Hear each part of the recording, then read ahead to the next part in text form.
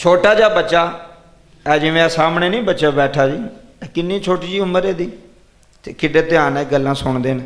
मैं तां कहना बच्चों अपने जेह्ड़े समझदार उन्हां नाल लैके आया करो वे, उन्हां थोड़ा शऊर होवे, उन्हां पता लगे भी कारी साहब गल किहड़ी कीती। हुण उन्हां दा माइंड बनेगा, ज़हन बनेगा तो वो फिर बड़ी दूर जाणगे। ਜਿਹੜੀਆਂ चीज़ों का सानू 40 साल तो बाद पता लग्या उन्होंने 8-10 साल तो बाद ही पता लग जाना उन्होंने गल्लां दा। फायदा होया कि ना होया। इस वास्ते अपनी औलाद नूं अपने नाल रखो, अपने बच्चों को कोशिश करो ज़्यादा वक्त अपने नाल रखा करो। छोटा जिहा बच्चा सी, उम्र किन्नी 8 साल। किन्नी उम्र जी 8 साल। तुहाडे भी बच्चे ने जरा इस गल नूं तवज्जो नाल सुणो। 8 साल का किड्डा क बच्चा हुंदा जी। 8 साल उम्र, स्कूल आया क्लास विच, टीचर ने ना उस बच्चे नूं वेखिया जनाब, तो उन्हें ना अपने हाथ के उत्ते ना एक तहरीर लिखी सी अपने हाथ से। तहरीर की सी? तहरीर के उत्ते लिखिया सी कि मैंने रोज़ा रखा है। की लिखिया? मैंने रोज़ा। यह गल जरा तवज्जो नाल सुनियो तो बड़ा सबक जिस गल अंदर, मैंने रोज़ा रखा है, एक गल लिखी सी उहदे हाथ के उत्ते। मास्टर ने वेख लिया, टीचर ने उस्ताद ने वेख लिया, उन्हें बच्चे को कोल बुलाया, सारी क्लास को खामोश करा के ना तो बच्चे को कहन लगा, पुत्र तेरी छोटी जी उम्र है तो ये हाथ से किहड़ी तहरीर किहड़ी गल लिखी आ? उन्हें कहा उस्ताद जी मैं तो यही लिखिया कि मैंने रोज़ा रखा है। उन्हें कहा अच्छा एक गल लिखी मैंने रोज़ा रखा है? उन्हें कहा जी हाँ जी यही गल लिखी कि मैंने रोज़ा रखा है। उन्हें कहा ठीक है। उन्हें कहा तू एक गल लिखी क्यों? उन्हें सबक दिया इस गल दे विच बड़ा, तू ये गल हाथ ते क्यों लिखी है कि मैंने रोज़ा रखा है? उन्हें कहा उस्ताद जी मैं सुबह उठ के ना अम्मी अब्बू दे नाल भैणां भाइयों दे नाल मैं भी रोज़ा रख लिया, तो मैनू सारे मना करदे रहे तू अजे बच्चा तो तू रोज़ा। वेखे कई बारी बच्चे रमज़ान च नाल बह जाते हैं, वो कई बारी खाण पीण की वजह तो भी चलो असी रोज़ा रख लैने। उन्हें कहा मैं रोज़ा रख लिया तो रोज़े की नीयत भी कर लई, तो जे बच्चा सी बेचारा मासूम सी, गलती हो जाती वड्डियां कोल साडे जिहियां कोल हो जाती जिन्हां दी दाड़ियां चिट्टियां हो चलियां ने, तो फिर भी बच्चा सी। उन्हें कहा उस्ताद जी मैं ना भुलेखे दे नाल ना पानी पी लिया। की कीता?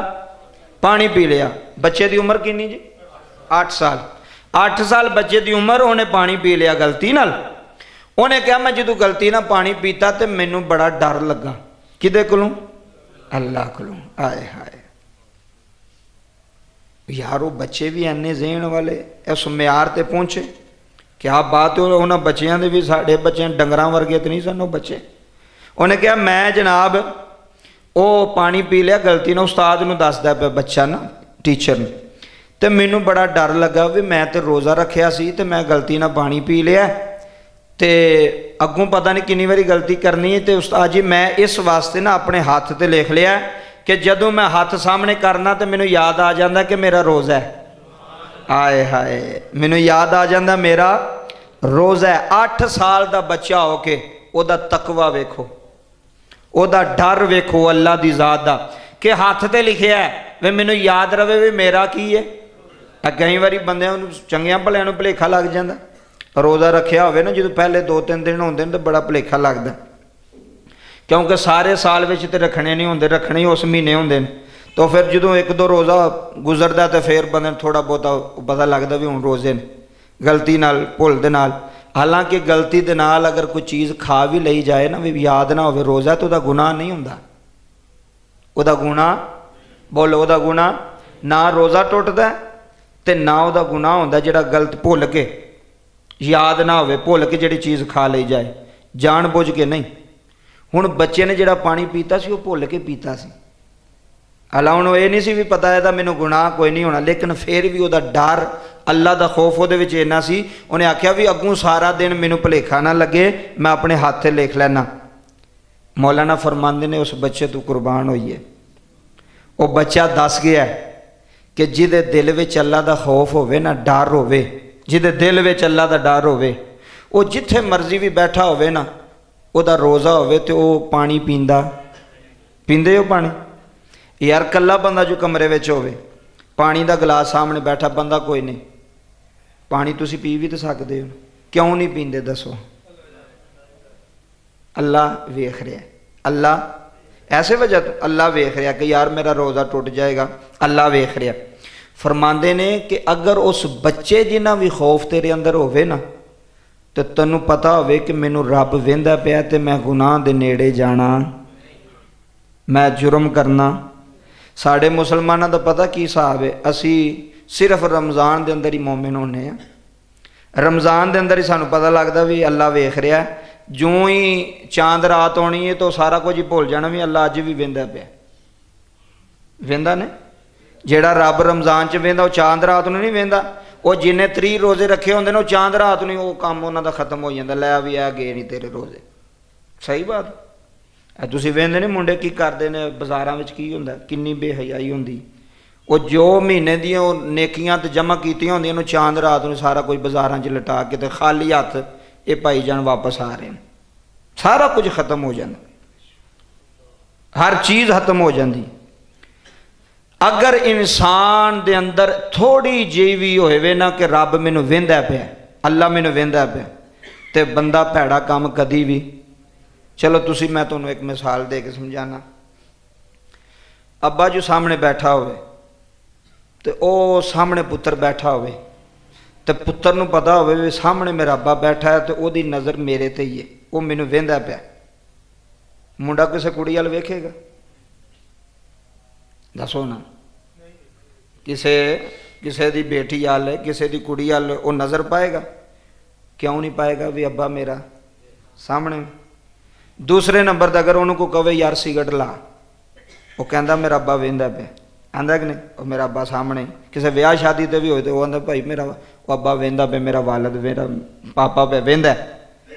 तैनूं अपने अब्बे का डर है तो वह डर कोई नहीं। किड्डे सियाणे असीं। अपने प्यो का डर है वे सानू वे अब्बा मैनू पिया वेंदा, तो वह जिहड़ा रब्बुल आलमीन वह किसी नूं डर नहीं भी वह पिया वेंदा, तो वह हर वेले वेंदा पिया। जो तू करना पे वह वेंदा पिया कि नहीं वेंदा पिया जी? असीं हुण जुम्मे ते बैठे रब नहीं वेंदा पिया? वो तो आंदा मैं सौंदा ही नहीं।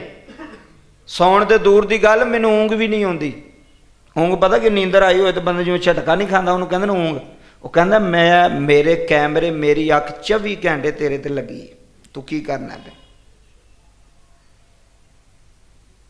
तो इस वास्ते अगर बंदे नूं ये यकीन हो जाए ना भी मेरा रब वेंदा पे। हुण तीसरी मैं तुहानूं मिसाल देवां। बंदा किसी वड्डे स्टोर ते जाए ना जी, तो बंदे दा दिल करे भी बिस्कुट चुक के ते जेब च पा ला, तो वह पहलां सज्जे खब्बे वेंदा भी कैमरा ते। हैं जी गल ये जिहड़े काम करते हैं ना फैक्ट्रियां में, भी वेंदे ने भी किते साहबां ने कोई कैमरा तो नहीं साढ़े ते फिट कीता, तो जे कैमरा लगा होए तो फिर बड़े सीधे होकर काम करनगे भी किते मालक वेंदे ना हो। तैनूं ये फैक्ट्री के मालक का डर है तो उस मालक का कोई डर नहीं। ये इन्नी कि तो साडा ईमान है। यह जिहड़ा फैक्ट्री का मालक उहदे कोल डरदा पिया, उहदे कैमरे कोल डरदा पिया वेंदे ना होण, ते ओह जिहड़ा मालक की कायनात का मालक है परवरदिगार है उहदा तैनूं कोई डर नहीं, तू मुनाफक है। वह बंदा मुनाफक है जिहड़ा दुनिया के मालक कोल डरे तो रब कोल ना डरे, वो कोई मोमिन नहीं। जे मेरी गल याद रखे, तू तो बंदियां कोल डरना पे, तू तो फिर अल्लाह का खौफ ही कोई नहीं तेरे दिल में, अल्लाह का डर ही कोई नहीं। इस वास्ते अपना ये म्यार बनाओ जी जनाब, जिथे भी जाओ तुहाडे ज़हन विच एक गल होवे मैनू कौन वेंदा पिया, कौन वेंदा पिया। बंदा जुत्ती चुकन लगे ना किसी की, तुहानूं पता होना चाहिए भी मैनू रब वेंदा पिया, तो कदी उहदी जुरत भी नहीं होएगी किसी की जुत्ती वाल वेखण दी। सही बात। अगर बंदा 2 नंबरी पे करदा अपने काम दे विच, जे उहनूं पता होवे ना भी मैं मैनू मालक ला के गए ने तो मैं लत्त ते लत्त रख के तो इंज करके बैठा जी, आपे आउणगे तो फिर उठ के लग पांगे। तो उस बेहया नूं ये पता होना चाहिए भी मैं इन्हां कोल डरना पिया तो वह उत्ते मैनू हर वेले वेंदा पिया, तो मैं उन्हां कोल क्यों नहीं डरदा पिया। चलाकी करना तू रब नाल, हुशियारी करना तू अल्लाह नाल। सही बात है। साडा वेख लो, बंदा कोई ठेकेदार मजदूर ला के गया, मिस्त्री ला के गया, उन्हें पता ठेकेदार टुर गया घर, वो मोबाइल लैके बह जाएंगे उत्थे सारा दिन पे मोबाइल वेखण। मैं तो इन्होंने चीज़ों के रिजल्ट कड्ढे ने, मिस्त्री लाए सन, वो जो वेखना ना उन्हें वेखना कारी साहब आ गए तो उन्हें उठ के काली काली जनाब वो शुरू हो जान।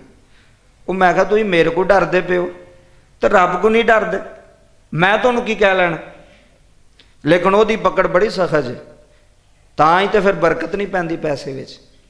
ਜਿਹੜਾ ਕੰਮ ਕਰਨਾ ਹੈ, ਉਹ ਧਿਆਨ ਨਾਲ ਕਰ, ਮਿਹਨਤ ਨਾ ਕਰ ਤੇ ਇਮਾਨਦਾਰੀ ਨਾ ਕਰ। ਤੈਨੂੰ ਕੋਈ ਵੀ ਨਾ ਵੇਖੇ ਯਾਰ, ਤੇਰੇ ਤੇ ਕੋਈ ਵੀ ਨਾ ਕੈਮਰਾ ਲੱਗਾ ਹੋਵੇ। ਇਹਦੇ ਅਗਲੇ ਮਸਜਿਦਾਂ 'ਚ ਕੈਮਰੇ ਲਾਏ ਨੇ ਵੀ ਜੁੱਤੀਆਂ ਚੁੱਕੀਆਂ ਜਾਂਦੀਆਂ ਨੇ। ਹੁਣ ਵੇਖ ਲਓ, ਜਿਹੜਾ ਰੱਬ ਦੇ ਘਰ ਆ ਕੇ ਵੀ ਜਿਹਨੂੰ ਇੰਨਾ ਖੌਫ ਨਹੀਂ ਵੀ ਮੈਂ ਅੱਲਾ ਦੇ ਘਰ ਚੋਰੀ ਪਿਆ ਕਰਨਾ, ਤਾਂ ਫਿਰ ਉਹ ਕਿੱਡਾ ਕੁ ਮੁਸਲਮਾਨ ਤੇ ਮੂਮਿਨ ਹੋਵੇਗਾ ਜੀ। ਸਿਰਫ ਆਪਣੇ ਦਿਲ ਵਿੱਚ ਇੱਕ ਗੱਲ ਬਿਠਾ, ਜਿੱਥੇ ਜਾਣਾ, ਬਾਜ਼ਾਰ, ਦੁਕਾਨ ਤੇ ਕਿਤੇ ਵੀ, ਰੱਬ ਮੈਨੂੰ ਵੇਂਦਾ ਪਿਆ। ਅਗਰ ਤੇਰੇ ਜ਼ਿਹਨ ਵਿੱਚ ਗੱਲ ਹੋਈ, ਫਿਰ ਅੱਲਾ ਤੈਨੂੰ ਗੁਨਾਹਾਂ ਤੋਂ ਇੰਜ ਪਾਕ ਕਰ ਛੱਡੇਗਾ, ਗੁਨਾਹਾਂ ਤੋਂ ਤੈਨੂੰ ਸਾਫ਼ ਕਰ ਛੱਡੇਗਾ। ਤੇਰੀ ਜ਼ਰੂਰਤ ਹੀ ਨਹੀਂ ਪਵੇਗੀ ਕਿਸੇ ਵੱਲ ਅੱਖ ਚੁੱਕ ਕੇ ਵੇਖਣ ਦੀ। ਸਹੀ ਬਾਤ। ਤੇਰੀ ਨਜ਼ਰ ਅੱਲਾ ਝੁਕਾ ਦੇਵੇਗਾ, ਤੇਰੀ ਨਜ਼ਰ। ਅੱਲਾ ਕਹੇਗਾ ਥੱਲੇ ਕਰੋ ਧਿਆਨ, ਬੇਹਯਾਵਾ। ਇਹ ਅੱਲਾ ਦੀ ਤਰਫੋਂ ਚਪੇੜ ਪੈਂਦੀ ਬੰਦੇ ਨੂੰ, ਉਹ ਅੱਲਾ ਦੱਸਦਾ ਵੀ ਤੂੰ ਇਹ ਭੈੜਾ ਕੰਮ ਪਿਆ ਕਰਨਾ। ਅਗਲੀ ਗੱਲ ਸੁਣੋ।